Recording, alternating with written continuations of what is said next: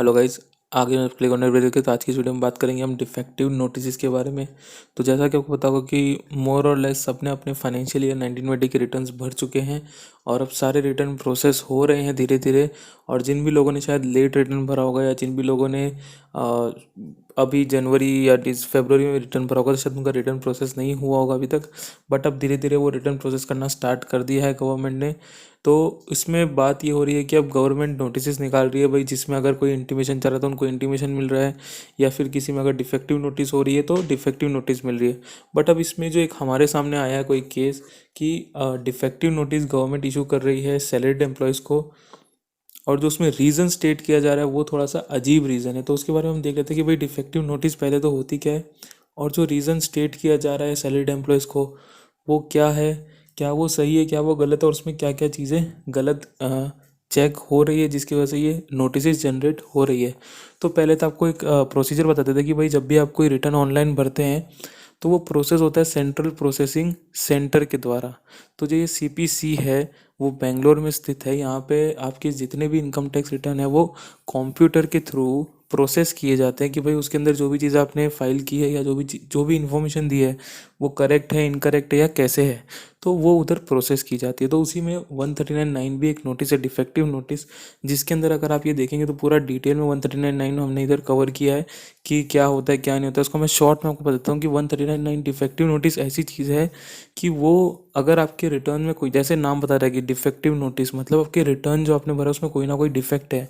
अब ये डिफेक्ट किस तरीके के हो सकते हैं भाई, ये डिफेक्ट इस तरीके के हो सकते हैं कि मान लो आपको अपने इनकम टैक्स रिटर्न के साथ कोई ना कोई रिपोर्ट फाइल करनी थी, जैसे ऑडिट रिपोर्ट, या फिर कोई सर्टिफिकेट इशू करना था उस रिटर्न के साथ, बट वो सर्टिफिकेट साथ में अकपेंड नहीं है, या फिर आपके कोई आपने टीडीएस क्लेम किया बट वो टीडीएस एक्चुअल में शो नहीं हो रहा।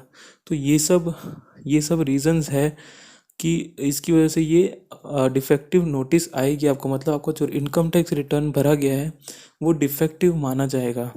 और अगर ये डिफेक्टिव रिटर्न का आप डिफेक्ट सही नहीं करते तो क्या होगा इस चीज़ का, तो डिफेक्टिव रिटर्न अगर आप भरते हैं और 15 दिन में उसको सही नहीं करते तो उस रिटर्न को इनवैलिड रिटर्न माना जाता है। And invalid return is equal to कि वो रिटर्न कभी भरा ही नहीं गया है। तो अगर आपका रिटर्न डिफेक्टिव रहता है and you don't rectify the mistake with in 15 days, इसमें आपको 15 डेज का टाइम दिया जाता है, और अगर आप उन 15 डेज के अंदर वो डिफेक्ट सीधा सही नहीं करते तो आपका रिटर्न इनवैलिड रिटर्न मान लिया जाता है, जिसके मतलब कि आपने रिटर्न फाइल ही नहीं किया है। तो ये नोटिस को बड़ा ध्यान से देखिएगा, अपनी ईमेल्स ज़रूर चेक कीजिएगा कि अगर आपको ऐसा कोई नोटिस आ रहा है डिफेक्टिव का तो उसका जल्द से जल्द रिप्लाई कीजिए और जो करेक्ट मेजर्स लेने हैं वो लीजिए। अब हम देखते हैं कि सैलरीड एम्प्लॉय को ऐसी कौन सी नोटिस आ रही है। तो सैलरीड एम्प्लॉय को जो कुछ नोटिस आ रही है उसमें उनको ये कहा जा रहा है कि रीज़न ये दिया जा रहा है द ग्रॉस रिसीप्ट्स और इनकम। यहाँ अगर आप पढ़ेंगे तो यहाँ पे कहा जा रहा है द ग्रॉस रिसीट्स और income on which the tax has been deducted are to be entered in the schedules under the respective head of income as they are assessable in the year in which the credit of the TDS is being claimed. अब मैं आपको इसमें example देता हूँ कि checking क्या की जा रही है। कि अगर आप टीडीएस का शेड्यूल देखेंगे अपने इनकम टैक्स रिटर्न में तो उधर दो कॉलम आते हैं सैलरी में। एक तो आता है कि total amount of income under the head salaries, और सेकंड आता है TDS on the same. Correct, ये आता है आपके इनकम टैक्स रिटर्न में हेड। अब अगर आप यही सेम हेड फॉर्म 26 AS या फॉर्म 24Q जो टीडीएस का रिटर्न होता है उसमें देखेंगे तो उधर वो पूछता है कि total amount of salary paid और क्रेडिटेड। करेक्ट, अब इन दोनों में डिफरेंस क्या है वो आगे हम देखेंगे।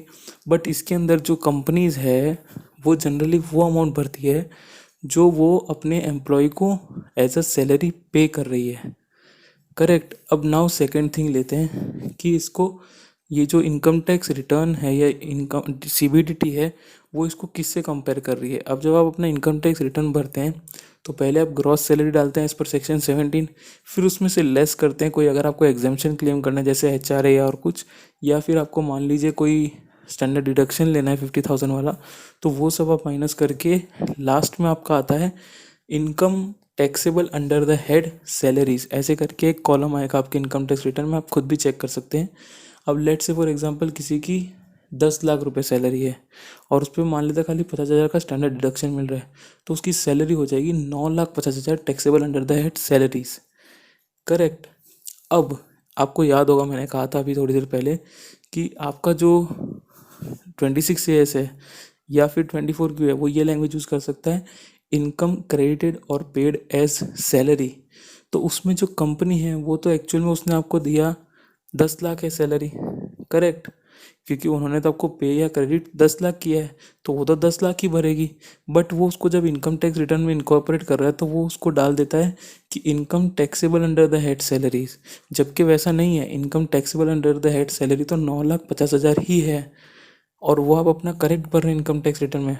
बट बिकॉज जो कॉलम इनकम टैक्स वालों ने यूज़ किए हैं in form 26 and in form ITR, वो दोनों का जो नेमिंग है या उनका जो नोमेनक्लेचर है वो गलत है, जिसकी वजह से ये डिफेक्टिव नोटिस जनरेट हो रहे हैं और कई लोगों को शायद ये नोटिस आएंगे। जबकि इसका बेटर सॉल्यूशन ये होता कि CPC वाले जो TDS का शेड्यूल है इनकम टैक्स रिटर्न में, वहाँ पे जो वो लोग अमाउंट डाल रहे हैं उसको कंपेयर करते अगर ग्रॉस सैलरी से, that is before the exemptions of HRA and before the exemptions of standard deduction, तो वो कंपैरिजन वैलिड होता और अगर उसमें कोई डिफेक्ट आता तो वो एक जेन्युइन डिफेक्ट माना जाता। बट इधर जो ये गवर्नमेंट कर रही है या फिर इधर जो ये CBDT कंपैरिजन कर रही है वो बिल्कुल ही गलत है और ये अननेसेसरी हैरेसमेंट होगा असेसिस का अगर ये नोटिस जारी रहे जाना तो अगर आपको ऐसा कोई नोटिस आ भी रहा है तो आपको सबसे पहले तो इस नोटिस को डिसएग्री करना है, इस डिफेक्टिव नोटिस को, और उधर जो हमने अभी आपको बताया वो रीज़न एक्सप्लेन करना पड़ेगा और तभी जाके ये चीज़ सही होगी। बिकॉज कंपनी अपने एंड पे एक तरीके से सही है, बिकॉज वो जो फिगर भर रही है वो सही भर रही है, जो उनको 24 में पूछा जा रहा है वो लोग वही भर रहे हैं। Now just because income tax department वालों ने कोई गलत वर्ड यूज़ किया है अपने TDS अपने इनकम टैक्स रिटर्न में जिसको वो कंपेयर कर रही है, तो उसमें कंपनीज कुछ नहीं कर सकती। So here you need to take the step and reply to the defective notice within correct time. Correct. या फिर अगर आपको नहीं समझ आ रहा कि ये नोटिस का डिफेक्ट किस वजह से आया या you want to get a better explanation on 1-to-1 basis, तो आप नीचे लिंक रहेगा उधर जाके एक एक्सपर्ट के साथ कंसल्टेशन बुक कर सकते हैं and then you get to explain, आप अपना रीज़न समझ सकते हैं कि डिफेक्टिव नोटिस क्यों आया या कोई और नोटिस क्यों आया है और आप उसको फिर सही से रिप्लाई कर पाएंगे। सो अगर आपको कोई भी क्वेरी है नीचे लिंक रहेगा डिस्क्रिप्शन में, वहाँ से आप अपना कंसल्टेशन बुक कीजिए, आपको फ़ोन कंसल्टेशन मिलेगा एक्सपर्ट्स के द्वारा और उधर आप अपनी कोई भी क्वेरी का आंसर मांग सकते हैं। सो बस यही था इस वीडियो में। अगर आपको वीडियो चल रहा है प्लीज़ लाइक कीजिए, शेयर कीजिए, सब्सक्राइब कीजिए चैनल को ऐसे वीडियोज़ के लिए। And till the next video, thank you.